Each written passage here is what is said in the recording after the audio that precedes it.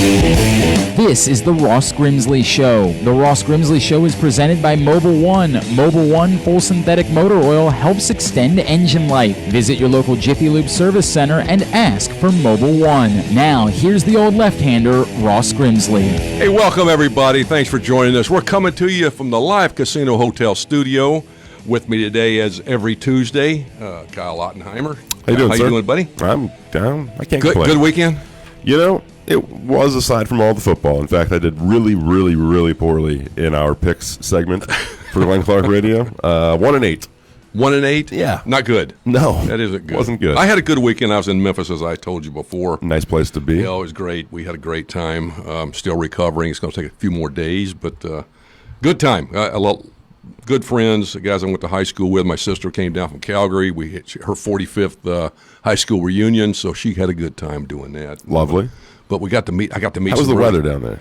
It was quite warm. We hoped Like to play 90s? golf. It was in the 90s. The humidity was pretty. So it was pretty Baltimore high. summer. You went down there for an extended Baltimore summer. It was cooking. By the way, it's supposed to be like 90-something tomorrow. I know. I saw that. I was telling everybody, "How's the weather in Baltimore?" I said, "Well, it's going to be a little warm. It's not like down here, though." But anyway, before we get cranking here, let me tell you a little bit about something at 4100 North Point Boulevard. And we talk about this all the time. Costa's Inn. They're known far and wide for their great steamed crabs and crab cakes. They have their nightly specials. That includes crab cake night on Mondays, rib night on Tuesdays, steak night on Wednesdays, with a half-price bottle of wine with your steaks, lobster night on Thursdays. Check out Costas.com and find out more. They'll ship their delicious Costas Inn crab cakes anywhere. Costas Inn, 4100 North Point Boulevard. Go down there and see Nick and Pete. They'll treat you like the family. Love it. Wonderful. Oh, great. And we always morning crabs. I know, right? That's gets me started tasty, real tasty, nice and early, and then I just can kind of think about how, man, I wish that in front of me I had some Costas crab cakes. Unfortunately, maybe later after the shows. It's time to go. I hadn't been down there in a while, but anyway. Well, the Ravens. What about that? Was quite a game. They, the first two games of the year.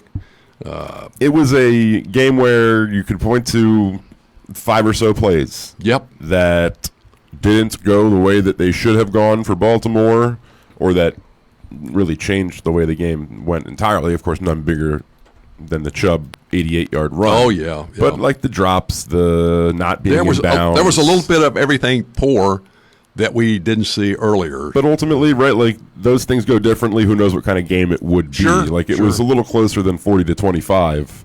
It was only at the end that it got a little out of hand. The defense was a disappointment. That is something that here in Baltimore that you just kind of expect they're going to be pretty good defensively, but they weren't. You are not wrong about that. That is certainly had some concerning. Problems. And some of the things that happened on the Chubb run, that was namely Earl Thomas. Earl Thomas, and we talked about that. He's got didn't really make the effort you would hoped, but certainly got a little bit of a target on his back. Yeah. And like you said, he didn't play very well overall. Mm-hmm. But again, the Ravens, there are Ravens. So you would have told us before the season, hey, it's going to be a tight race for the division title. Yes. Yeah, of course. They play Pittsburgh next next week. Pittsburgh, and then they got Cincinnati right and after. And they won. Put a beating on Cincinnati. Cincinnati looked like a mess last night, which was amazing. I mean, some of the. Who scored 55 points on somebody? On Minnesota. The Buccaneers put up 55 on the Rams. On the Rams, exactly. So that's it's been a wacky NFL start to the season. Oh yeah, a lot of 2-2 teams so far. Really, I mean, obviously it's like baseball. There's a lot of good teams and a lot of awful teams. There's more parity in football than there is baseball. Right? There's only you can say definitively that the Dolphins are tanking. The Bengals are towing the line, but they're not there quite yet. But in baseball, there's some teams not trying. And well, I'll get to that in just a second. But I got to throw out the other thing with the guy that hit the Colt. Doyle, the tight end. Vontez Perfect. That was absolutely, and I heard about it, but then I saw it, and I'm going, "Are you kidding me?" Sure. I mean, it's deplorable. It's awful, and and a lot of people with and you get all the guys, Jack Tatum, Romanowski. Romanowski's a big backer of what happened, but he's half a loon anyway. Oh no doubt. But all the hits to the head these guys have taken in the past. And look what's happened to a lot of them up to now, and they're trying to do something about it. And that type of stuff right there is not. Well, it's inexcusable with the education that we have nowadays. Well, you just could have went up. He could have went up and touched them. You're down. Well, like with Romanowski, back then, there was still sort of people weren't really aware of just how dangerous the after effects of all of this are. And now they do, and you see this. I know I didn't play a lot of football. Actually, my dad took me off the field, went up and told the coach, get him off the field now, because he knew I didn't. Sure. But anyway, you saw spearing back then, which is kind of the same thing. Oh, yeah. Lead with your head, and you knew that was, don't do it, it's wrong. Yeah. And I think nobody thought about the person doing the spearing, but he can get hurt just as bad as the guy getting drilled in the head. But anyway, just that was awful, and I had to get my 2 cents on about that. I just can't believe. But talking about parity in Major League Baseball, you had 4 teams that won over 100 games. Mm-hmm. 4 teams. Then you had 6 of them that won 91 or more. Now, how many lost 100? 4. 4 lost 100. 10 teams lost 90 or more. So there's 10 total that won 90 plus, yep, and 14 that lost 90 plus. 10 that lost not 90 plus. No, 14, because you said there were 4 that lost 100 plus. Oh, yeah, right. Correct. So, that's not. I mean, look, that's not exactly crazy skewed. Like that's sort of a form of parody, I suppose, but it's not really. Not really good, but and then there's another 5 teams that lost 80 or more. So, I mean, it's you're either all or none. But then they broke down, and I happened to see that, all the teams in the playoffs this year. Okay. And it talks about the homegrown players, the draft, free agent, some of the other waivers, trades. Sure. The A's, 5 homegrown players, 5 out of the draft, and 16 trades. But the interesting, Minnesota, 14 homegrown, 7 drafted, 6 international, 4 free agents, so 14 homegrown players. And now you look at Houston. Now this is who the Orioles are trying to copy, so to speak. Yeah. If I can find them. Where's Houston? I can't. Here we go. 8 homegrown players, 6 drafted, 2 international, 10 trades. Yep. 6 free agents. They don't have a lot, but they make a lot of trades, and that's what. Well, that's the dearth they have. They have the ability to the prospects they have, right? And as the Giants did when they won all the 3 series in 5 years, they drafted quality pitchers out of the draft and traded them to get what you got to have. It's just like Houston's got the big 3. Well, I'm trying to think. There's a couple teams. I mean, look, the Indians didn't make it, but they are at the top of this list along with the Dodgers, and you could throw the A's into that mix, I think, of teams that have, and maybe the Cardinals, routinely succeeded with essentially only homegrown pitching. Yeah. Like there's the Astros who had the ability to go and get the best of the best, and they did. If you got a farm system, but you talk about the Dodgers have 15 homegrown players. They're always in the top. But they've got they spend a lot on the international market, right? So they got 10 of the 15 homegrown were drafted, 5 were international. Yeah. And they're top ticket guys, right? Like they're million plus 6 signings. came from trades. But I mean, the Cardinals, 10 homegrown, 9 drafted, 1 international, 4 free agents, 9 trades, 1 waiver, 1 Rule 5. They're a model organization as far as continuing both the Dodgers and the Cardinals. The Cardinals are a little more under the radar, but weren't they the ones that that hacked the Astros? Oh yeah, correct. Really?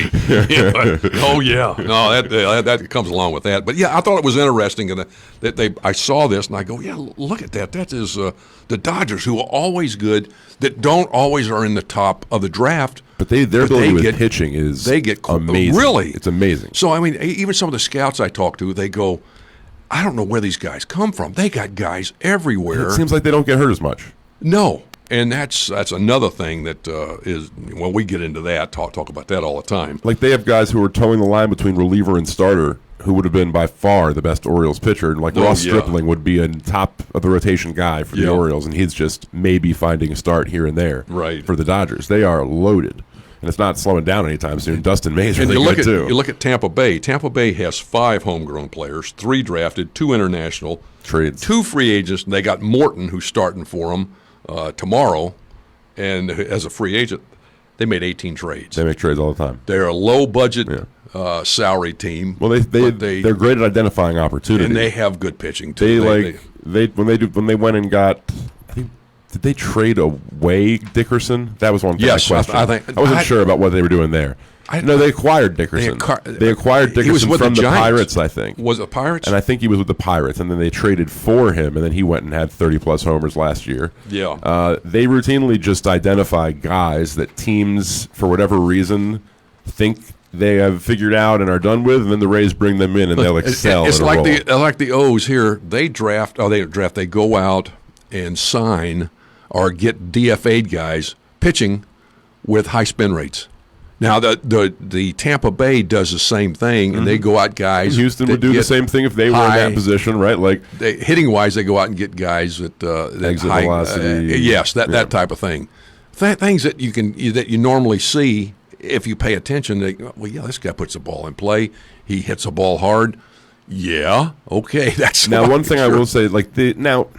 It's tough. The Orioles, I'm on board with them trying to find value anywhere they can, and I'm not even thinking necessarily for helping the big league club so much as if you could find a reliever who, for whatever reason, was a 4+ ERA guy somewhere, but because you identify, hey, his spin rate on his fastball is really good, and his breaking ball that's a similar axis spin or whatever it is you want to throw on there, right? If they can reclaim some of these guys, put some varnish on them. Well, that's kind of what they do, and that's kind of what they're going to have to do because they don't want to go out and spend a lot of money. They're constantly cutting, trying to get the salary down of the major league team. Invest it in the minor league. That's what you got to do. But you're going to have to lose for a couple more years, no doubt, and that was always the case. And exactly, but that's just interesting, right? Like the roster starting next year is not going to be so ragtag.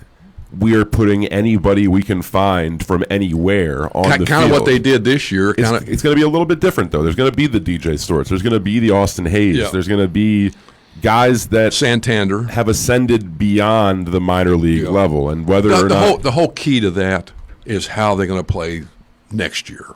No doubt. How they're going to the pitching is absolutely going to have to.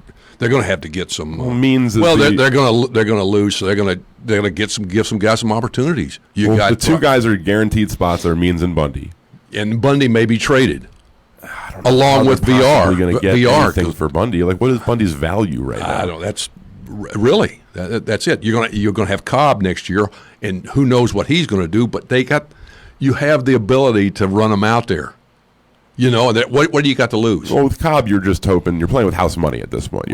Well, you hope he pitches well, you can trade him. Absolutely. You hope Bundy pitches well, you can trade him. Now, Cobb still has 2 years left on his deal, right?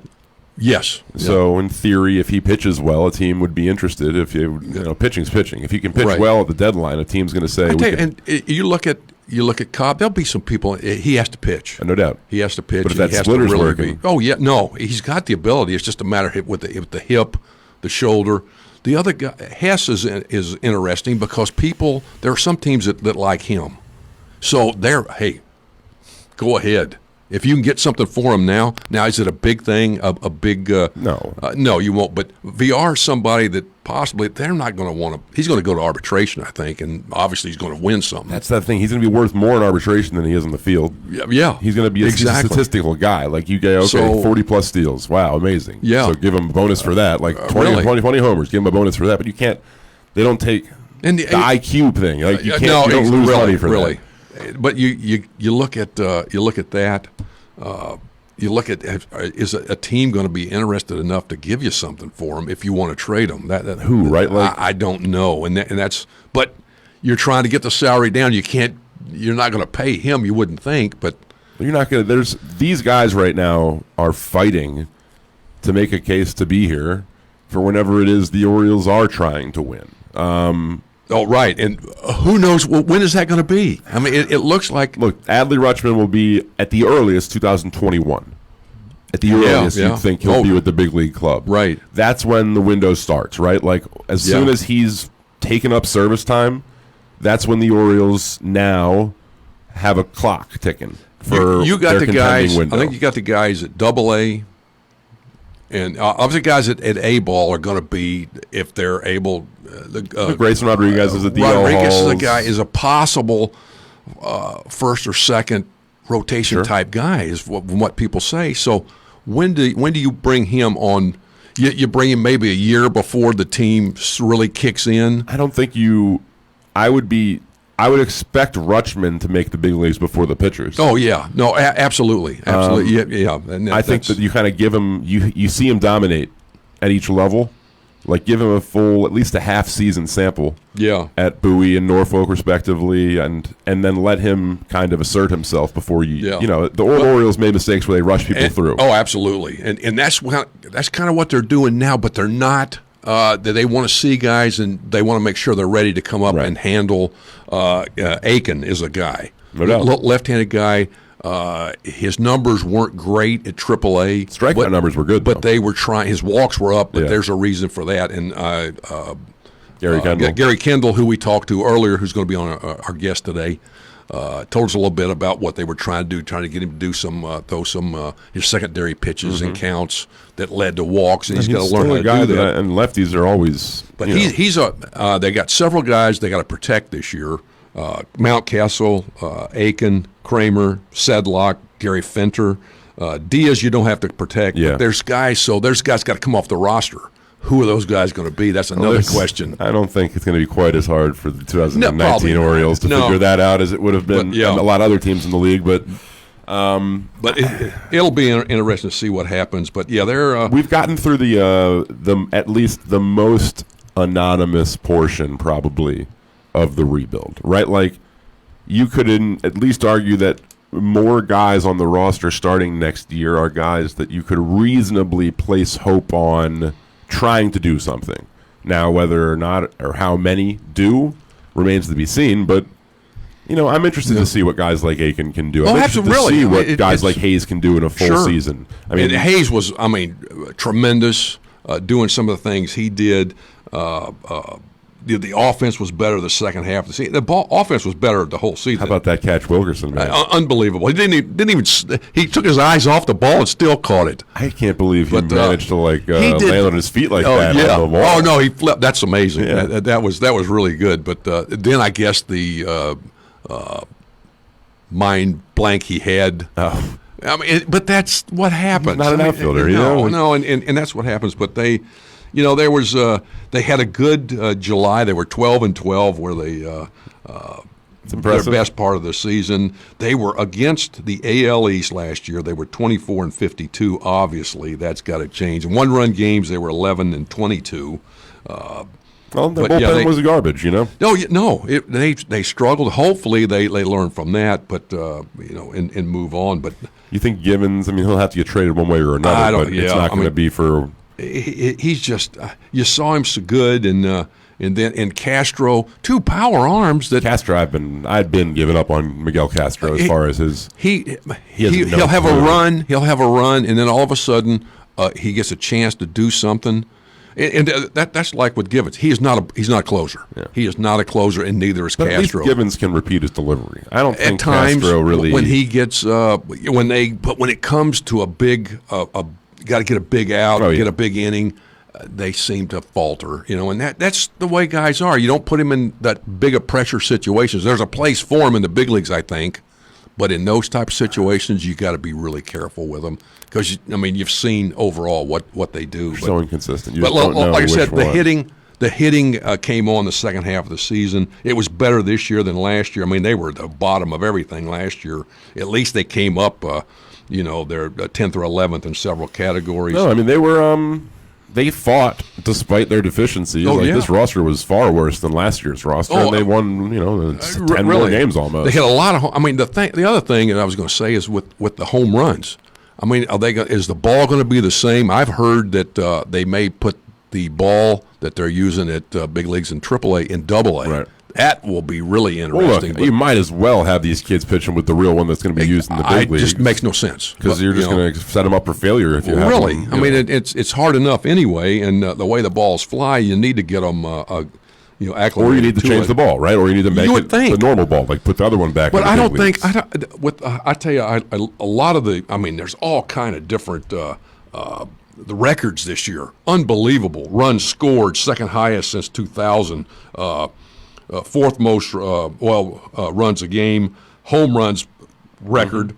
RBIs, like 15 guys with 30 home runs or whatever. Or more. Yeah, exactly. 40 home runs. Even. Yeah. It was, I don't know. If they're going to do it, they might as well do it everywhere. But really. But it changes the whole game. No doubt. It's not, they had, like I said, the strikeouts were up. Slugging percentage is second highest ever. Double plays the most. Hit by pitches the most. Sacrifice bunch the fewest. Sacrifice fly, the fewest since 1994. Pitching, ERA was the third highest. Complete games, the second fewest. Home runs the most, obviously. Base on balls, the 10th most. Strikeouts the most. Intentional walks, the fewest since 1961. It's Hit by pitches the most. Wild pitches, the 5th most ever. But then they go. I read an article that they said the reason there were so many wild pitches is because, and pass balls and what have you, because the spin rates were so high the catchers couldn't catch them. So I'm going, wait a minute. Now you're insulting the catchers. Now let's go. I know they have some problems, but some of the balls were just at wild pitches. We're not even near the zone. No. But then you take there were 372 errors by pitchers. 78% of them were throwing errors. So don't tell me the spin rate had a lot to do with the catchers not able to catch the ball. Give me a break. Nobody doing pitching fielding practice. Well, everything is rest. You saw the Orioles had to do that in, what was it, August? After they had that spell where it was just awful. You got to do it, but you got to do it at the minor league level. But at the beginning of the season, you got to do it with an effort in spring training. You can't just half-ass do it. You got to go. You make an honest effort, and at a minor league level too. But you can't. You can't not do it. But one of the things, rest. You got to rest. They're the most well-rested major league teams ever. But you don't get better doing that. So that's it. All right, we are going to take our short break here as we continue the Ross Grimsley Show from the Live Casino Hotel studio here at Press Box. On the other side of the break, we will chat with Norfolk Tides manager and I guess part-time big league assistant. He got his chance to go to big leagues. Yeah. You got to go to the big leagues. That's always a thrill when you're at AAA or AA. You get to go to the big leagues for a little bit and see how things are going. That's a really important thing, especially now. Gary Kendall will join us on the other side. It's the Ross Grimsley Show. We will be right back. This is the Ross Grimsley Show. The Ross Grimsley Show is presented by... This is Stan the Fan for Glen Burnie Transmissions, located right in the heart of Glen Burnie for almost 60 years. If you suspect you're having a transmission problem, GBT can save you hundreds of dollars over taking it to the dealers for a repair. Make an appointment for a free diagnostic and estimate. Call GBT at 855-728-1841. Their mission is simple: to provide excellent service at a reasonable price. Go to their website at gbt-online.com to check out all of the 5-star reviews. Let my friend Mark Schwartzman and his GBT team take the troubles out of transmission troubles. Call them today at 855-728-1841.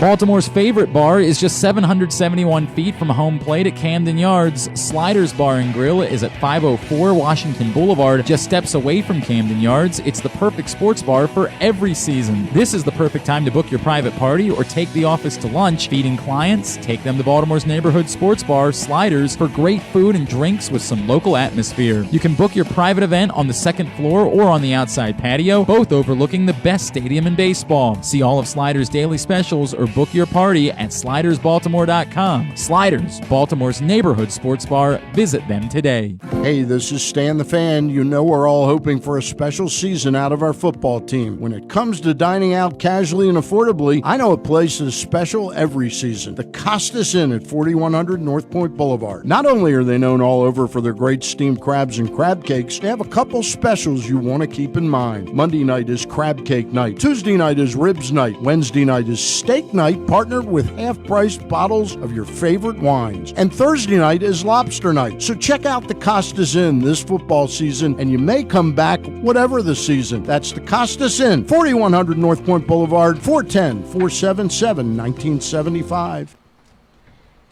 Hey, the Ross Grimsley Show is presented by Mobile One. Mobile One full synthetic motor oil helps extend engine life. Visit your local Jiffy Lube service center and ask for Mobile One synthetic oil. All right, well, that's we got our guest on, Gary Kendall. He had a chance to go to the big league. He was AAA manager in Norfolk for the O's. Had a chance to go to the big leagues at the end of the season for a few weeks. Gary, how you doing, buddy?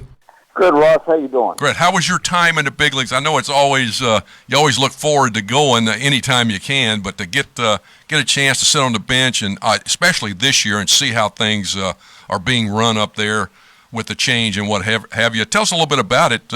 How was it, buddy? Well, I enjoyed it. I mean, I was quite honored when I was asked, and it was about 2 weeks. It was a couple games in a homestand, a road trip, and got a chance to see one of the better teams in baseball, Los Angeles Dodgers. So that was always a treat. But no, it was really nice because I got a chance to see or carry on with. And when I say carry on, means to keep seeing and stay around a lot of guys that I had on my roster a large majority of the year, even guys that probably played a half a season, like Santander and Cisco and guys like that, and then got a chance to be there when Austin Hayes arrived that day, and quite an impact he made. But so that was really nice. When you've been around for a little while anyway, and you get a chance to go up there, because I remember not so long ago when our ball clubs were a lot different, and they weren't filled with guys that have come to our system. When you went up there, you felt to need to kind of introduce yourself, especially when Right. our camps were split. And now that our camps are united and in Sarasota, and we're getting a lot more players coming up through our system, it's kind of you have a little history with them, so you feel more comfortable around them. So that was probably one of the things right away. And then, of course, to watch them play and have them compete and get to know the staff a little bit more. I spent a lot of time at Major League Camp this spring, and getting that opportunity to get around the skipper and his coaching staff and just kind of see how it runs a little differently. And because you've done it, to be up there at the Major League level when it's on, when Right. it's not spring training and you're trying to win a ball game, and just the speed of the game. And Right. as much as I think it really changed from AA to AAA, it really speeds up from AAA to the big leagues. So there were my impressions. Yeah, I know. You lose. 2018 they won 47 games, lost 115. This past year, 54 wins, 108 losses. You lose 100 games. That's not fun to lose. I mean, No, I don't it's care not. what it's like. And what kind of attitude did the guys overall? That you saw. What kind of attitude? The losing, like I said, has to bother you, and it has to show a little bit. And a lot of guys can get really frustrated. But it sounded like that they were able, from what the media said. And I know in 2018, what happened in the clubhouse was not reported. It wasn't. They made it sound really like everything was great. I know it wasn't. How was it? How did you see it when you were there? Well, I was very impressed, and what I was impressed about was the communication, the work that was being done by the coaching staff, their prep work. Even though you're 50 or so games out of first place, and you think that okay, we don't have much of an opportunity, and things become more lax, but it was kind of the opposite. There was a lot of work, a lot of early work, a lot of there was always bunting. There was Tim Cousins taking the catchers out, Richie Martin going out and bunting almost daily, and then being joined by other members when I was there. The early batting practice with Don Long on the field and in the cage. So I mean, there was a lot of work being done, and I'm not saying that shouldn't go on, Right. But what I was impressed with, they were doing it as if they were in first place and they were fighting a team off that was in second. So I mean, it wasn't people goofing off. It was very focused. Right. They're very professional up there, and I was very impressed by that.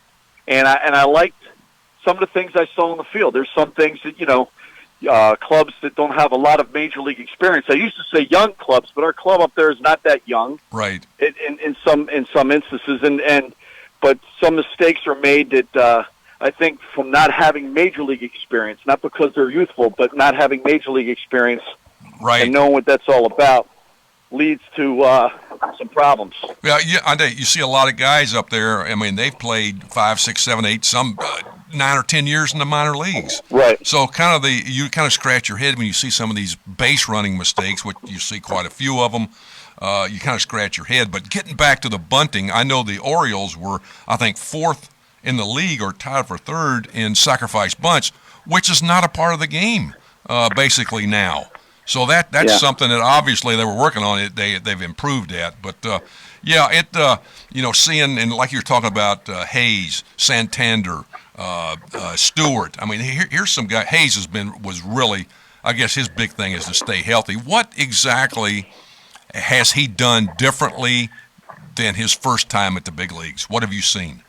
Well, I just think he's more acclimated. I think it was such a rush. I remember having managed that year, we were in Bowie. We were going to the playoffs, and we had just finished our season in Richmond. We had a day off, and we had a workout on our day off, and we were opening up versus Altoona the next day. And he was notified in the afternoon of that off day, so he had a couple hours to scramble, get his stuff together, and get out on the field. And certainly it's your first time to the big leagues, and you want to make an impression. He was coming off of a good season, and but I think this time, he was more prepared mentally. One thing that Mike Elias, I'm talking to about, he came down to our clubs. At least he came to Norfolk, and he talked not just to one player. He talked to several players, and he talked to them about it was very positive meetings, but he talked to them about their deficiencies, and he talked to them about the things that the organization's looking for them to do. And I think what that did is, whether players like that or not, because you hear it from coaches, you hear it from pitching coaches, managers, scouts, but when it comes from the man in charge, I think that really opens their eyes, and if it made them a little bit pissed or bitter or want to so be wrong, it, right? Then so be it. Yeah. And I think it had a great result on the players that were in Norfolk. And a lot of the conversation was a pat on the back, and you've had a good season. Let's finish strong. Let's keep doing the things that got you here. But here's some of these things that we're looking to overcome, these obstacles in the major leagues. And so I think that was something that Austin, Ryan, Keegan, several others were actually fortunate enough to hear. When you talk about Keegan specifically, he's a guy that I think is a prime candidate to be a big contributor, at least eat a lot of innings for the big league club next year, should he get the chance. Do you think that, look, we talked earlier and you said that a lot of the issues he had, whether it be walks or giving up more runs, was due to his increase in using off-speed, or maybe an effort to try to get that a little bit more comfortable. With him presumably going back to his normal repertoire, do you think or expect the results to be better? I do. I think he's going to blossom more as a pitcher, not as much as, you use the word thrower. I never thought he was a thrower, because when I think of thrower, I think of a high-velocity guy. Mm-hmm. But he was always a guy that you thought would be crafty. I do when I look at his stuff, and I think there's no way, as long as he stays healthy, stays in good shape, this guy could really blossom, because he's got a good feel for his other pitches, and I think it's only going to improve with the more usage of them. I mean, it should. Do you think, look, everybody's different. Everybody has idiosyncrasies and little odd things that make them unique, but it seems like his profile isn't all that different from John Means. No, it's actually, and having them both, and I had them both in Double-A, and then, of course, I've had Keegan in Triple-A. He mixed more. John, when he was in Double-A, was a fastball, curveball, changeup, and really what I think has really pushed him over the top was his slider. Yeah. And the usage of his slider and his changeup, and of course, I thought he located better. Here's a guy that located a lot better than he did in the minor leagues and learned how to pitch, and he was off into the strike zone. And when I look at Keegan, a similar guy, maybe not with the leverage. He doesn't leverage the ball quite like John does, but I really think this guy has a lot of pitchability. And, you're not too far off there.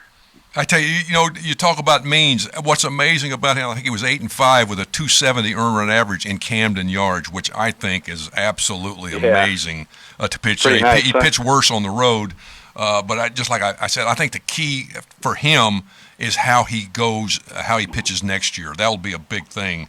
Yeah, I think how he repeats and comes back, and he was able to make adjustments at the halfway point when he struggled a little bit, but he bounced back. But Gary, obviously, I think the hitting with the Orioles eventually they'll be fine with the hitting. I mean, it was better than last year, and I'm sure there'll be different changes along the way. But the pitching, obviously, is the big thing for the Orioles. I mean, in the big leagues, their strike percentage was worse than baseball. First pitch strikes was worse. Pitches, they threw a lot of pitches. Looking strikes, they were third worst. Swinging strikes, 0-2, they were worse than that. Now, with all these things, it comes down to obviously throwing strikes and locating the ball. Now, is that obviously it's being addressed at the minor league level since it's a problem? I'm sure they see this at the big league level. Yes. But is that being addressed at the minor league system, and can you elaborate on that a little bit? Well, I mean, I know, Chris Holt, our pitching development, he's emphasizing all those things, getting ahead, first pitch strikes, location, things that you just mentioned. I think sometimes it comes down to, there's certain guys that can, and there's certain guys that, do the best they can, but they're struggling to do those things at the level that they're at. And I'm not addressing the Orioles Major League Club. I'm addressing more of what happened in AAA. Right. I know there were some guys that were really challenged, in their roles as far as their development, where they were at in their development this year at AAA, to have a lot of success. And so with hopes that with the continued work, whether they're back at AAA next year or whether they're with another club or, vying for a big league opportunity, that those command issues and most of it's command. It's right. about their stuff and their command, and a lot of times it's about their deliveries. You got to have a pretty good delivery. You got to be able to repeat a delivery to be able to throw strikes. Usually, when you look at guys that are guys that have poor quality of delivery, they're usually not guys that are going to be repetitive in the strike zone or make quality pitches. And so, a lot of delivery work has to be done. And I know for just a stat is we pitched a lot better from the All-Star break. We had a much better second half. We had a very good August in Norfolk, but we pitched much better in the second half as far as not just our strikeouts, but the amount of pitches we threw in ball games, the quality of our starts, the quality of our bullpen. We put together some strings in our bullpen where we didn't give any runs.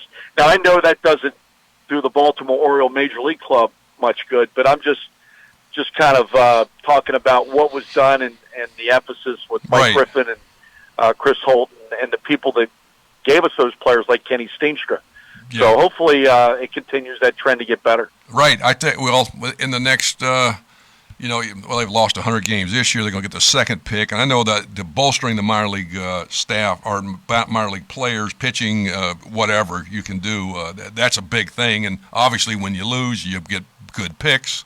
And hopefully that. But, again, this will be, second, third year in a row you've lost 100 games, and probably it could go another couple years.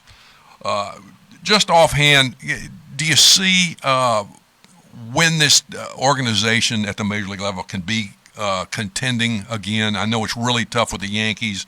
Obviously, the Red Sox will spend some money and do some things, but when do you think this will start turning in a good direction? I don't have a whole lot of experience in forecasting this. All I know is the players that I see in spring training, which we're going to be relying on. I don't think we're going to really be dipping into, signing, 10, 11 guys to fill our clubs at the major league level. But based on what I've seen, I don't think it's going to go on too much further. I mean, I just looking at the quality of players that are coming through, and, when I look at the emergence of, Santander and possibly Hayes and then a Mountcastle, and then, you're talking about some of the drafts that came up this year, and you're talking about, Diaz and guys that were in Bowie and, Lowther and Wells, and you just hope that some of these guys are on that 25-man roster. Right. And it doesn't sound, based on their minor league performances, it doesn't sound like it's too far away. Right. And so you hope, and then of course, whether you want to go out and acquire players to fill gaps and this and that a lot of clubs do. But I'm very positive in looking at our outlook, as far as in the minor leagues, and I've seen it from both ends. I've seen it when it was very barren, and then I saw where it's kind of flourished a little bit when Manny came through and John Scope, and we had some other guys on the rise at Chance Cisco and this. But I really like what I see, and of course, next year as these guys move up to that next level, right, and everybody's challenged a little bit more, that we'll see, what we have. Well, one last question. Yep. What are you going to do with Mountcastle? That's up to the organization. Hey, you know what? Our job is to prepare them as best as we can, and at first base and in left field. But I kind of liked what I saw in left field. That's what you said, yeah. It's kind of left open-ended because I wish there would have been more schedule to keep him going, even if it was just a glove alone. He did what he had to do with the bat, but I really wished there were about 30 or 40 more games because we ran out a little time there with them. But I'm looking forward to seeing him in spring training and have him run around out there, and that'll be fun. Should be fun. Well, Gary, thanks you so much for being on with us today. I appreciate it. Always get some good insight, what's going on. Talk to you later, buddy. All right, Ross. All right, man. Always a little bit of insight on what's cooking, so that's quite interesting. Let me tell you a little bit about Sliders Bar and Grill, 771 feet from Camden Yards, across the street from Camden Yards. Perfect place to watch all the home and away Ravens and Caps games. Sliders has drink specials every day and is home for Fancy Clancy beer, which is really good. Go to slidersbaltimore.com for all the Sliders events and specials. Outstanding. Great place to go. No doubt. Fancy Clancy. I was actually beer. I ate there this weekend. Did you? I did. What'd you have? My girlfriend and I got some wings. I got a split a burger, and also got some crab dip tater tots. Crab dip tater tots. Tater tots big in the South. I had those too. But yeah, they also have the tacos. Yeah. What kind of? I had the tacos, and they were really. You can't really go wrong. Really Sliders. tasty. Well, the wild card games are starting today. They are. There's tonight the Brewers in Washington. Tampa Bay and Oakland play tomorrow. Morton's on the mound for Tampa Bay. Who are your picks? Tampa Bay. I like Tampa Bay. Oakland's been playing well. Tampa Bay's won their last 7 of 10 before the season. Do you think the Nationals? The Nationals. There's Scherzer's pitching. He's 11-7 this year, 292. Has some injury problems, but that's pretty good.